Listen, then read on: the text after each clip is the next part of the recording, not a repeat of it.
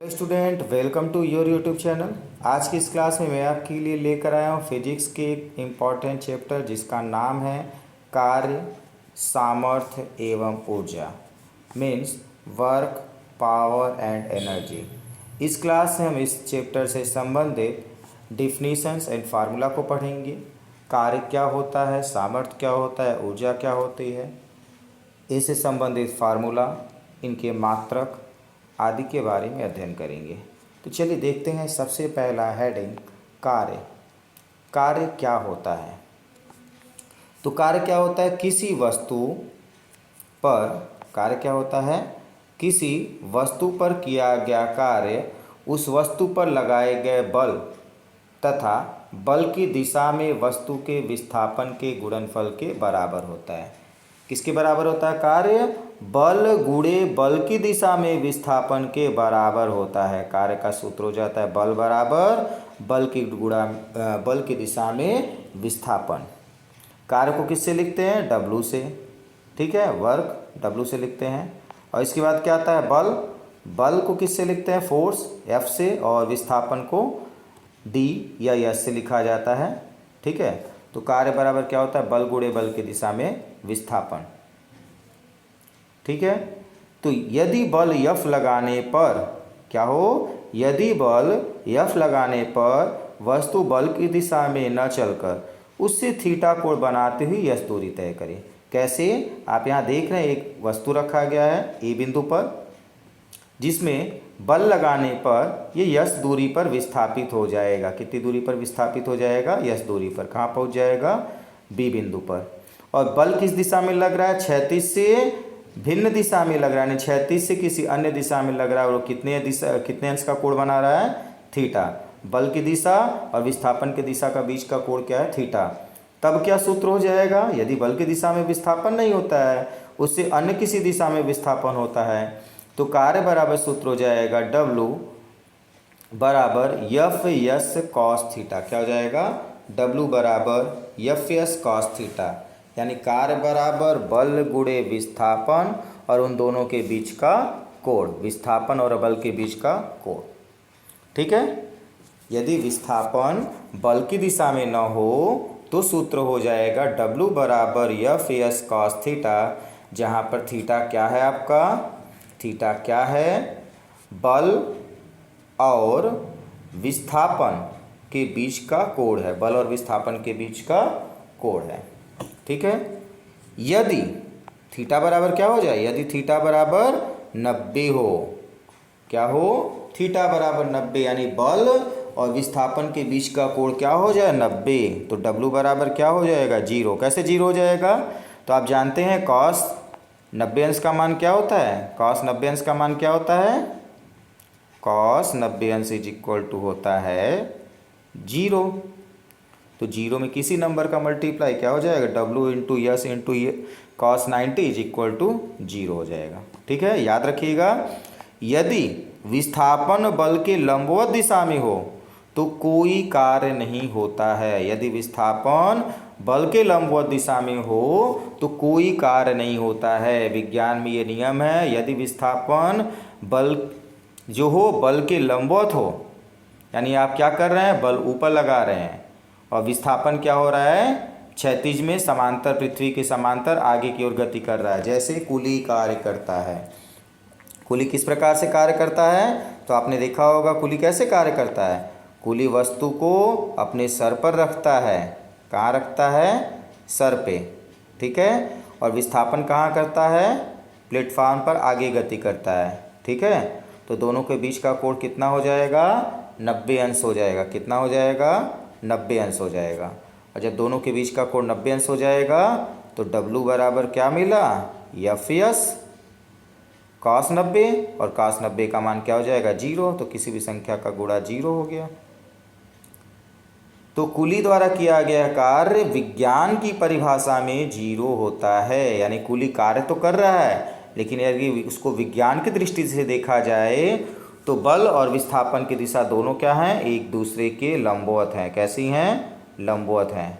तो ऐसी स्थिति में कार्य बराबर 0, ठीक है, याद रखिएगा। ठीक इसी तरीके से चलिए अगला देखते हैं। यदि विस्थापन बल की दिशा में होता है, कैसा होता है, जिस दिशा में विस्थापन हो उसी दिशा में कार्य किया जाए, जिस दिशा में विस्थापन हो उसी दिशा में कार्य किया जाए, तो क्या हो जाएगा, कार्य अधिकतम होगा। कैसे, थीटा बराबर कितना हो जाएगा, 0 अंश। थीटा बराबर कितना हो जाएगा, 0 अंश।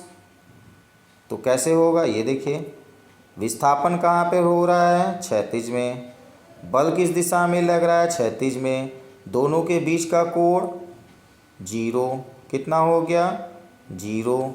तो W बराबर कितना हो जाएगा, एफ एस कॉस 0 अंश, और कॉस 0 अंश का मान कितना होता है, 1। कितना होता है, 1 होता है कॉस 0 अंश का मान 1। तो W बराबर क्या हो जाएगा, एफ एस कितना हो जाएगा, एफ इंटू एस के बराबर होगा। W का मान एफ इंटू एस के बराबर होगा। क्लियर है। ठीक इसी तरीके से अधिकतम कार्य, इस स्थिति में कार्य क्या होगा, अधिकतम होगा। और जब विस्थापन बल की विपरीत दिशा में हो, कैसे, बल के विपरीत, बल किस दिशा में लग रहा है, बल एफ आपका क्षैतिज दिशा में लग रहा है, एक्स अक्ष की दिशा में, और विस्थापन आपका एक्स डैश अक्ष की दिशा में हो रहा है। ठीक है, तो क्या होगा, ऐसी स्थिति में कॉस 180 अंश हो जाएगा, और कॉस 180 अंश का मान माइनस होता है, तो कार्य का मान क्या होगा, ऋणात्मक। कार्य का मान क्या होगा, ऋणात्मक। W बराबर माइनस एफ एस हो जाएगा, कॉस 180 अंश का मान लिखेंगे -1, तो W बराबर माइनस एफ एस हो जाएगा। ठीक है, इस स्थिति में क्या होगा, इस स्थिति में कार्य ऋणात्मक होगा। कैसा होगा, ऋणात्मक होगा। ठीक, इस स्थिति में कार्य ऋणात्मक होता है।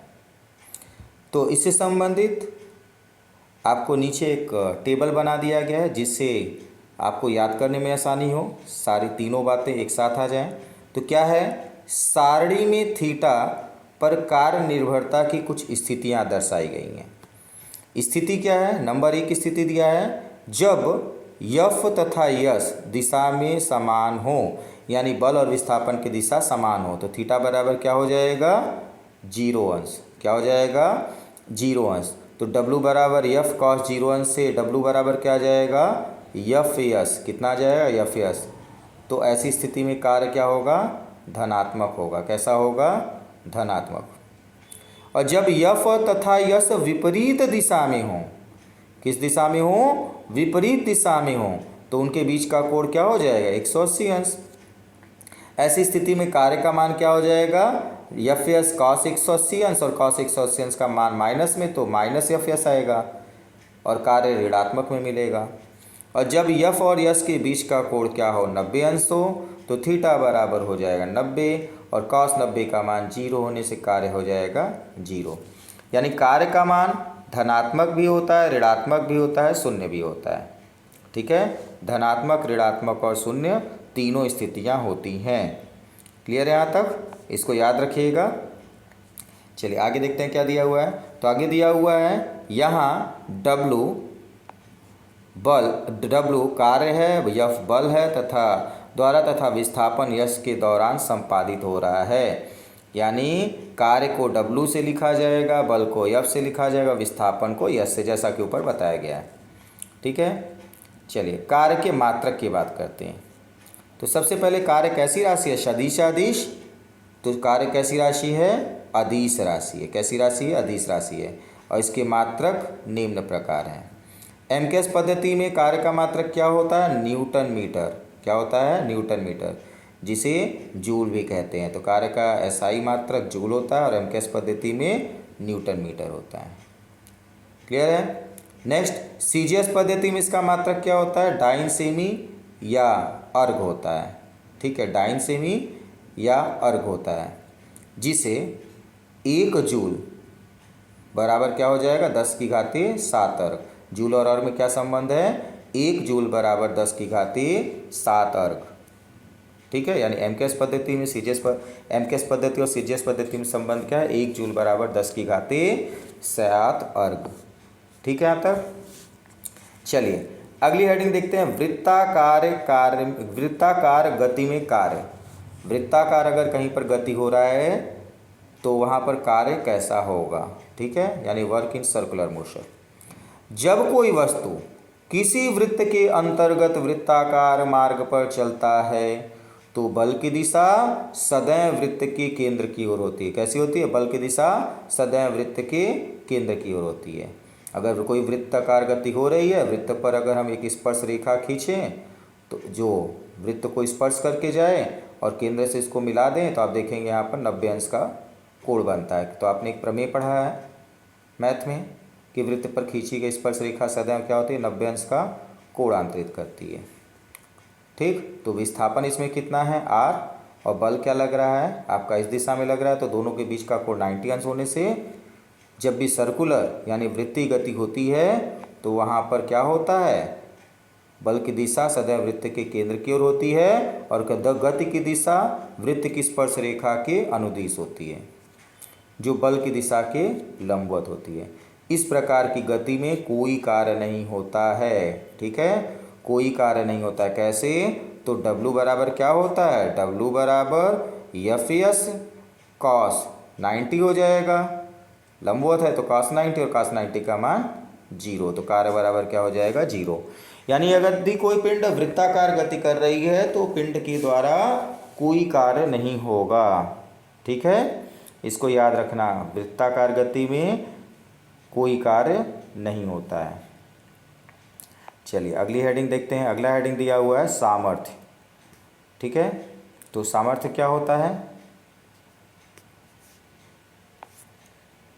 किसी कर्ता द्वारा प्रति इकाई समय यानी एक समय में किया गया कार्य को शक्ति अथवा सामर्थ्य कहते हैं।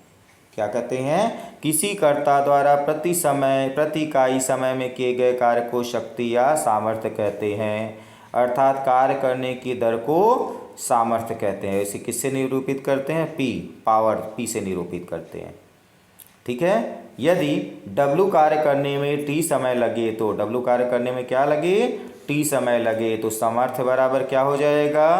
किया गया कार्य बटे समय, यानी P बराबर W बाई T। P बराबर क्या हो जाएगा? W by T। W के लिए हमने ऊपर सूत्र पढ़ा है एफ बल गुणे विस्थापन, और T की जगह पर T लिख देंगे, ठीक है। तो यस बटे T, विस्थापन बटे समय को क्या लिखते हैं? वेग।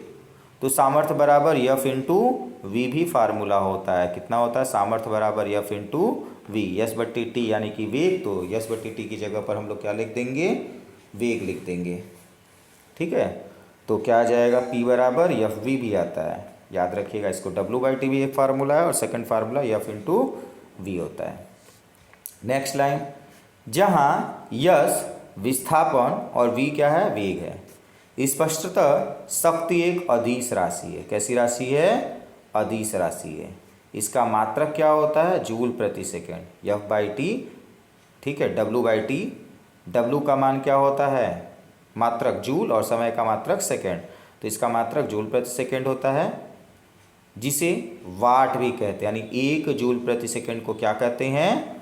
वाट कहते हैं। 1 जूल प्रति सेकेंड को वाट कहते हैं, इसे याद रखिएगा। जूल प्रति सेकेंड बराबर वाट, ये आपका MKS पद्धति और SI पद्धति में मात्रक है, ठीक है।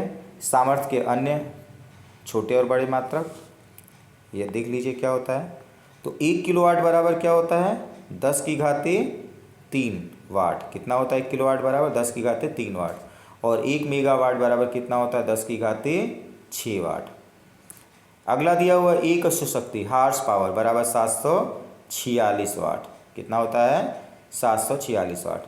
पहले किसी भी इंजन की शक्ति को घोड़े की शक्ति से मापा जाता था, इसलिए शक्ति को हम एक अश्व शक्ति भी लिखते हैं, हार्स पावर HP, ठीक है। और एक अश्व शक्ति बराबर कितना होता है? 746 वाट होता है, इसको याद रखिएगा।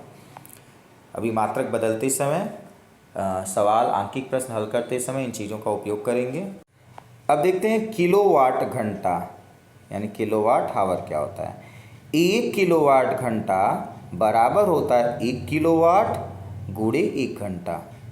ठीक है, 1 किलोवाट बराबर क्या हो जाएगा 1000 वाट। कितना हो जाएगा 1000 वाट। 1 घंटा में कितना होता है 3600 सेकेंड, यानी 60 गुणे 60 सेकेंड। ठीक है, इन सभी को गुणा कर दें तो वाट मीन्स होता है जूल प्रति सेकेंड, और सेकेंड से सेकेंड आपका ये कट जाएगा तो बचेगा क्या जूल। तो कितना हो जाता है 1 किलोवाट घंटा को हम लोग क्या लिख सकते हैं 3.6 गुणे 10 की घाते 6 जूल। क्या लिखेंगे 3.6 गुणे 10 की घाते 6 जूल। ये होता है 1 किलोवाट घंटा। इसको याद रखिएगा। या 1 वाट घंटा को क्या लिखते हैं 3600 जूल, या 3.6 गुणे 10 की घाते 3 जूल लिखा जाता है। ये ऊर्जा के मात्रक हैं। ठीक है, अब चलिए ऊर्जा क्या होता है। अगली हेडिंग आपकी ऊर्जा है। ऊर्जा क्या होता है, तो ऊर्जा मीन्स एनर्जी। अक्सर हम लोग यूज़ करते हैं ऊर्जा एनर्जी। तो कार्य करने की क्षमता, किसी भी व्यक्ति किसी भी मशीन में जो कार्य करने की क्षमता होती है, जिसके कारण कोई व्यक्ति या मशीन कार्य करती है, उसी क्षमता को हम लोग क्या कहते हैं ऊर्जा कहते हैं। ठीक है, क्या कहते हैं ऊर्जा कहते हैं। तो क्या हो गया किसी वस्तु की कुल ऊर्जा कितनी है, इसकी माप उसकी कार्य करने की क्षमता के पदों में होती है, यानी कार्य करने की कितनी क्षमता है उसके पदों में होती है। अतः यह स्पष्ट है कि ऊर्जा का मात्रक वही है जो कार्य का मात्रक है। ऊर्जा का मात्रक क्या है, जो कार्य का मात्रक है। कार्य की भांति ऊर्जा भी एक अदिश राशि है, यानी कार्य और ऊर्जा का मात्रक एक ही है। किसी वस्तु में कार्य करने की क्षमता है तो उसे ऊर्जा कहते हैं। अर्थात W बराबर क्या हो जाएगा E, यानी कार्य और ऊर्जा आपस में क्या होती हैं बराबर होता है। इसका मात्रक क्या होता है, दोनों का मात्रक क्या होता है जूल। यह अग्रलिखित प्रकार की होती है, यानी ऊर्जा कितने प्रकार की होती है, तो जिसमें से पहला प्रकार है गतिज ऊर्जा। पहला प्रकार क्या है ऊर्जा का, गतिज ऊर्जा मीन्स काइनेटिक एनर्जी। तो क्या इसकी परिभाषा है, किसी वस्तु में उसकी गति के कारण जो ऊर्जा उत्पन्न होती है, किसी वस्तु में उसकी गति के कारण उत्पन्न ऊर्जा को उस वस्तु की गतिज ऊर्जा कहलाती है। क्या है, किसी वस्तु में उसकी गति के कारण जो ऊर्जा उत्पन्न होती है उसे गतिज ऊर्जा कहते हैं। यदि यम द्रव्यमान की वस्तु की गति v हो, यानी किस गति से गति कर रहा है v गति से, तो उसमें गतिज ऊर्जा क्या हो जाएगा ke, काइनेटिक एनर्जी बराबर क्या हो जाएगा 1/2 mv²। क्या हो जाएगा 1/2 mv²। ये गतिज ऊर्जा का फार्मूला हो गया। ठीक है, k बराबर 1/2 mv²। इसी तरीके से चलिए अगली हेडिंग देखते हैं। स्थितिज ऊर्जा क्या होता है, तो स्थितिज ऊर्जा मीन्स पोटेंशियल एनर्जी। वस्तु में उसकी स्थिति के कारण, विशेष स्थिति के कारण उत्पन्न ऊर्जा उस वस्तु की स्थितिज ऊर्जा कहलाती है। क्या कहलाती है, उस वस्तु की स्थिति ऊर्जा कहलाती है।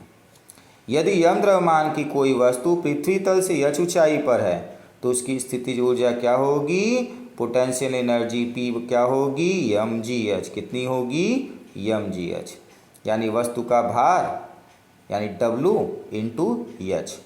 ठीक है, अर्थात कोई वस्तु पृथ्वी से h ऊंचाई पर रखी गई है तो उसके अंदर कौन सी ऊर्जा होगी, स्थितिज ऊर्जा होगी। कौन सी ऊर्जा होगी, स्थितिज ऊर्जा। और उसका ऊर्जा किसके बराबर होगा, द्रव्यमान गुणे गुरुत्वीय त्वरण गुणे ऊंचाई के बराबर होगा, यानी W × h के बराबर होगा। ठीक है, W × h के बराबर होगा। और गति ऊर्जा कहाँ पर होगी, जब भी कोई पिंड गति कर रहा हो, जैसे आप साइकिल चलाते हैं, पैडल मारना छोड़ने के बाद भी कुछ दूर आगे जाकर वह रुकता है, तो पैडल मारने के बाद जितनी दूरी तक वो जा रहा है वह क्या होती है उसकी गति ऊर्जा। पंखे का स्विच ऑफ करने के बाद भी वो कुछ देर तक गति करता है, तो वो किसके कारण करता है, गतिज के कारण, गतिज ऊर्जा के कारण। ठीक है, चलिए अगली हेडिंग देखते हैं। द्रव्यमान ऊर्जा क्या होती है, द्रव्यमान ऊर्जा मीन्स मास एनर्जी। प्रत्येक पदार्थ में उसके द्रव्यमान के कारण भी ऊर्जा होती है। क्या होती है, द्रव्यमान के कारण ऊर्जा होती है। यदि किसी पदार्थ में यम द्रव्यमान की क्षति हो जाए, यानी यम द्रव्यमान नष्ट हो जाए, तो इससे उत्पन्न ऊर्जा क्या होगा? E बराबर एम सी स्क्वायर होगा। क्या होगा? E बराबर एम सी स्क्वायर। इसे ऊर्जा समीकरण कहते हैं, आइंस्टीन का ऊर्जा समीकरण। क्या कहते हैं? इसे आइंस्टीन का द्रव्यमान ऊर्जा समीकरण कहते हैं। 1 ग्राम द्रव्यमान में 9 गुणे 10 की घाते 13 जूल ऊर्जा तुल्य होती है, यानी कि बराबर होती है। 1 ग्राम द्रव्यमान के अंदर 9 गुणे 10 की घाते 13 जूल ऊर्जा के बराबर ऊर्जा होती है। ठीक है, इसको याद रखिएगा। इसे आइंस्टीन का ऊर्जा समीकरण E बराबर एम सी स्क्वायर कहते हैं। जो भी द्रव्यमान में क्षति होगी वह ऊर्जा में परिवर्तित, यानी जितना भी द्रव्यमान नष्ट होगा ऊर्जा में परिवर्तित होगा। परमाणुविक ऊर्जा का मुख्य कारण यही है, जब नाभिक टूटता है तो उसकी द्रव्यमान में क्या होती है? क्षति होती है। जब भी नाभिक टूटता है तो उसके द्रव्यमान में क्षति होती है, और यह क्षति E बराबर एम सी स्क्वायर से ऊर्जा में बदल जाता है, जिसका विनाशक रूप आप परमाणु बम में देखते हैं। ठीक है, परमाणु बम में ऊर्जा यहीं से मिलता है, परमाणुओं के विखंडन से द्रव्यमान में क्षति होती है, और यह द्रव्यमान में क्षति ऊर्जा में परिवर्तित हो जाता है। चलिए अगला क्या दिया हुआ है? ऊर्जा के कुछ अन्य प्रकार दिए हुए हैं। क्या है वो? निम्न है। यांत्रिक ऊर्जा। क्या है? यांत्रिक ऊर्जा। यांत्रिक कार्य करने हेतु आवश्यक ऊर्जा यांत्रिक ऊर्जा कहलाती है। क्या कहलाती है? यांत्रिक ऊर्जा कहलाती है। ठीक है, यानी किसी यंत्र में जो कार्य करने के लिए ऊर्जा है उसे हम क्या कहते हैं? यांत्रिक ऊर्जा कहते हैं। ध्वनि ऊर्जा क्या होती है? जिस ऊर्जा के कारण हमें सुनने का आभास होता है, यानी सुनाई दे रहा है तो एक प्रकार की ऊर्जा है, सुनने का आभास होता है, ध्वनि ऊर्जा कहलाता है। ठीक है, जिस ऊर्जा को हम सुन सकते हैं उस ऊर्जा को क्या कहते हैं? ध्वनि ऊर्जा। ठीक इसी तरीके से प्रकाश ऊर्जा क्या है? जिस ऊर्जा के कारण हमें वस्तुओं को स्पष्टतः दिखाई देती है, प्रकाश ऊर्जा कहलाती है। यानी कोई भी वस्तु हम देख पा रहे हैं तो इसका कारण है ऊर्जा, और कौन सी ऊर्जा? प्रकाश ऊर्जा। ठीक है, अगला है ऊष्मीय ऊर्जा। इसके कारण हमें किसी वस्तु के गर्म होने का आभास होता है, किसी वस्तु के गर्म होने का आभास होता है, यानी जिस भी वस्तु में हमें गर्मी का आभास होगा उसके अंदर हम क्या कहेंगे? ऊष्मीय ऊर्जा है। ठीक है, जिसके कारण हम देख पाएंगे प्रकाश ऊर्जा, जब हम सुन पाते हैं तो ध्वनि ऊर्जा, या वस्तु कोई यंत्र कार्य कर रहा है तो यांत्रिक ऊर्जा, और जब किसी चीज़ में गर्माहट हो, ताप हो, तो उसे हम क्या कहेंगे? ऊष्मीय ऊर्जा कहेंगे। क्लियर है यहाँ तक? चलिए अगला है विद्युत ऊर्जा। विद्युत धारा द्वारा संचरित ऊर्जा विद्युत ऊर्जा कहलाते हैं। विद्युत धारा द्वारा संचरित ऊर्जा को विद्युत ऊर्जा कहते हैं। ठीक है, यानी तारों के अंदर क्या होता है? विद्युत ऊर्जा होता है। जब हम स्विच ऑन करते हैं तो पंखा चलता है, यानी विद्युत ऊर्जा के कारण क्या होता है? विद्युत पंखे चलते हैं। याद रखिएगा विद्युत ऊर्जा। चलिए अगला हेडिंग देखते हैं, पवन ऊर्जा। तेज गति से बहती हुई वायु में गति होती है, गतिज ऊर्जा होती है। कैसी ऊर्जा होती है? गतिज ऊर्जा। वायु की यही ऊर्जा पवन ऊर्जा कहलाता है। ठीक है, वायु की ऊर्जा क्या कहलाती है? पवन ऊर्जा, जिसके कारण आपने क्या देखा है? पवन चक्की चलते हुए देखा। ठीक, जैव ऊर्जा क्या होता है? गोबर गैस अथवा कचरे इत्यादि से प्राप्त ऊर्जा जैव भार ऊर्जा होती है। क्या होती है? जैव भार ऊर्जा। इससे मेथेन गैस उत्पन्न होती है। कौन सी गैस उत्पन्न होती है? मेथेन या मीथेन, जिसे ईंधन के रूप में प्रयुक्त किया जाता है। किसके रूप में प्रयुक्त करते हैं इस ऊर्जा को? ईंधन के रूप में। ठीक है, अगला है सौर ऊर्जा। सौर ऊर्जा क्या होता है? सूर्य से प्राप्त होने वाली ऊर्जा को सौर ऊर्जा कहते हैं। ठीक है, अगला है जल ऊर्जा। बहते हुए जल से प्राप्त ऊर्जा को जल ऊर्जा कहते हैं, यानी जल बह रहा है तो उसके कारण प्राप्त ऊर्जा को क्या कहते हैं? जल ऊर्जा कहते हैं। ठीक है, इस ऊर्जा का उपयोग विद्युत बनाने के लिए किया जाता है। बड़े बड़े बांध बनाए जाते हैं जिसमें पानी रोककर उसके पानी के बहते हुए पानी के आगे डायनामो लगाकर विद्युत बनाया जाता है। और सौर ऊर्जा क्या है? सभी ऊर्जाओं का मुख्य स्रोत है।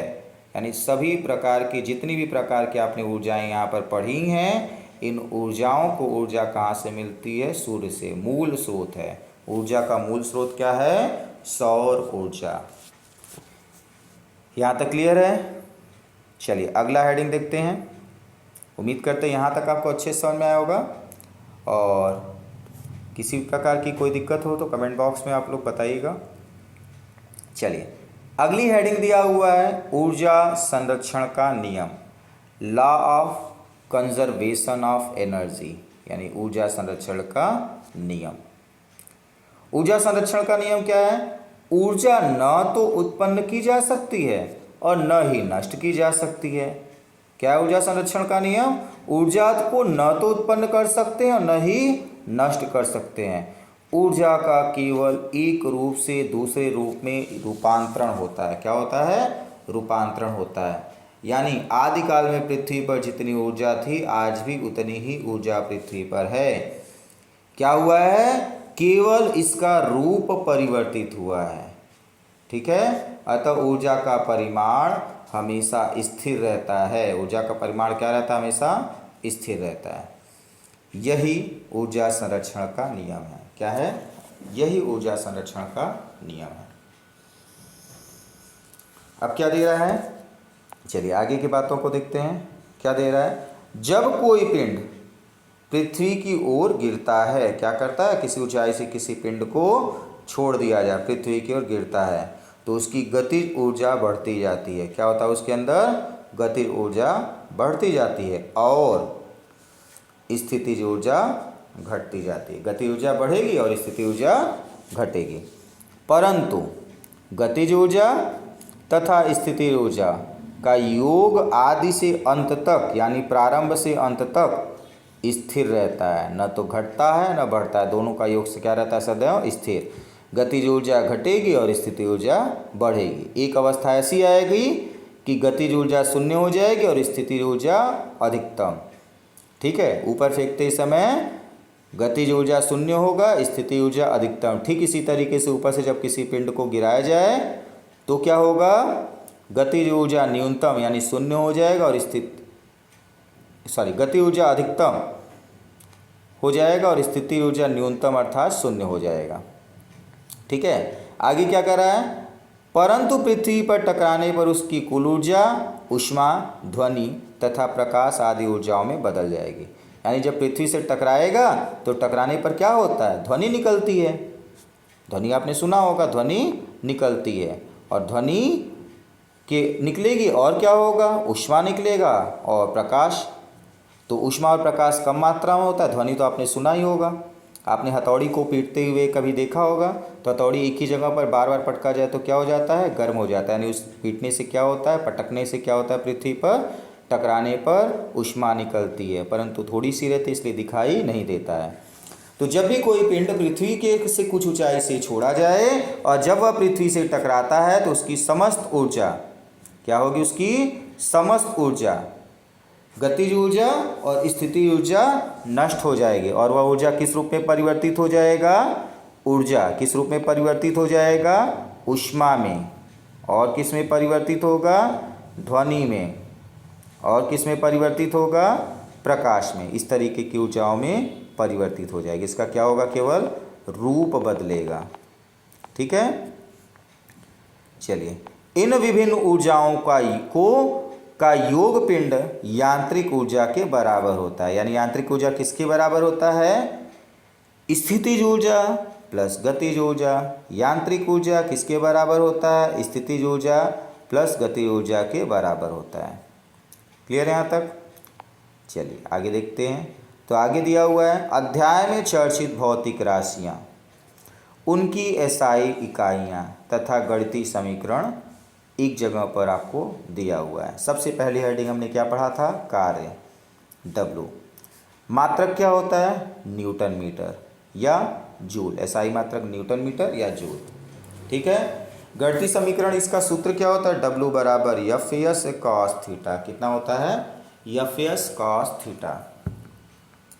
दूसरा फार्मूला हमने इस चैप्टर में क्या पढ़ा? शक्ति, पावर P।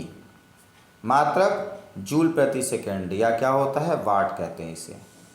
इसका सूत्र क्या होता है, P बराबर F V cos theta. P बराबर क्या होता है, एफ वी कॉस थीटा, या W बाई टी वी होता है। क्या होता है, W अपॉन टी वी होता है। किसके बराबर, P के बराबर। ठीक है। अन्य मात्रक हमने क्या पढ़ा, अन्य राशि पढ़ी है ऊर्जा। ठीक है, ऊर्जा को E बराबर U प्लस के, स्थित यांत्रिक ऊर्जा को E से लिखते हैं, और स्थितिज ऊर्जा को U से और गति ऊर्जा को K से। तो ऊर्जा E बराबर क्या होता है, U प्लस के, और इसका मात्रक क्या होता है, जूल। स्थितिज ऊर्जा U बराबर mgh होता है, और गति ऊर्जा K बराबर 1/2 mv² होता है।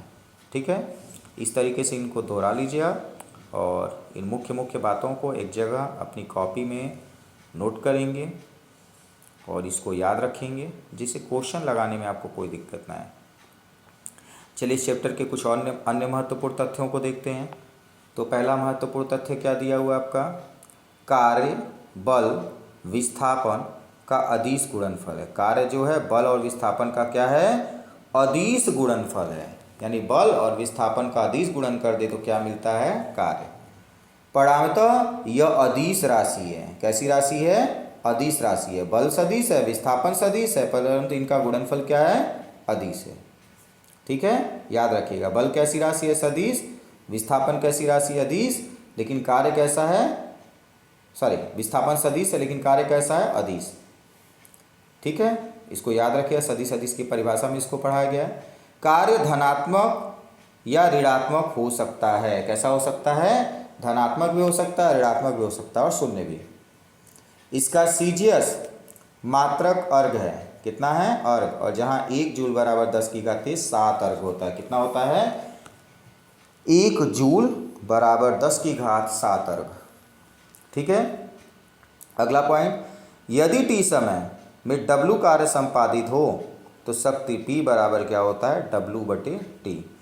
P बराबर क्या हो जाता है, W/T।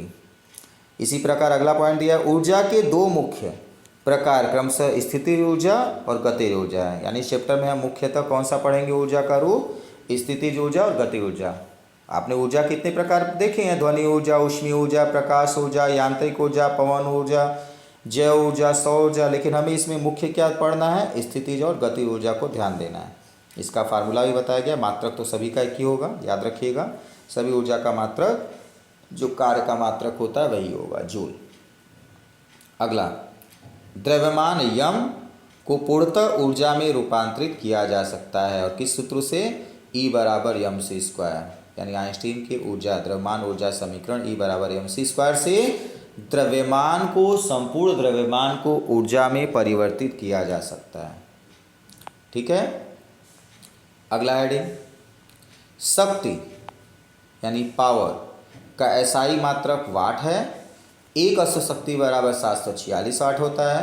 किसी वस्तु पर किया गया कुल कार्य उसकी गति ऊर्जा के अंतर के बराबर होता है। कुल कार्य किसके बराबर होता है, गति ऊर्जा के अंतर, यानी प्रारंभिक गति ऊर्जा और अंतिम गति ऊर्जा के अंतर के बराबर होता है। क्या बराबर होता है, कार्य। यानी W बराबर K2 माइनस K1। W बराबर क्या फार्मूला हो जाएगा, K2, W बराबर क्या हो जाएगा, K2 माइनस K1। अंतिम गति ऊर्जा माइनस प्रारंभिक गति ऊर्जा, दोनों के अंतर के बराबर कौन होगा, कार्य। क्लियर यहाँ तक। तो इस चैप्टर के जितने भी इम्पॉर्टेंट पॉइंट्स थे, डिफिनीशन, फार्मूला, वो सारी चीज़ें आपको यहाँ पर इस आज की क्लास में बताई गई हैं। यदि वीडियो आपको पसंद आई तो वीडियो को लाइक कीजिए, और अभी तक आपने चैनल को सब्सक्राइब नहीं किया है तो चैनल को सब्सक्राइब कीजिए। आज के लिए इतना ही, थैंक यू।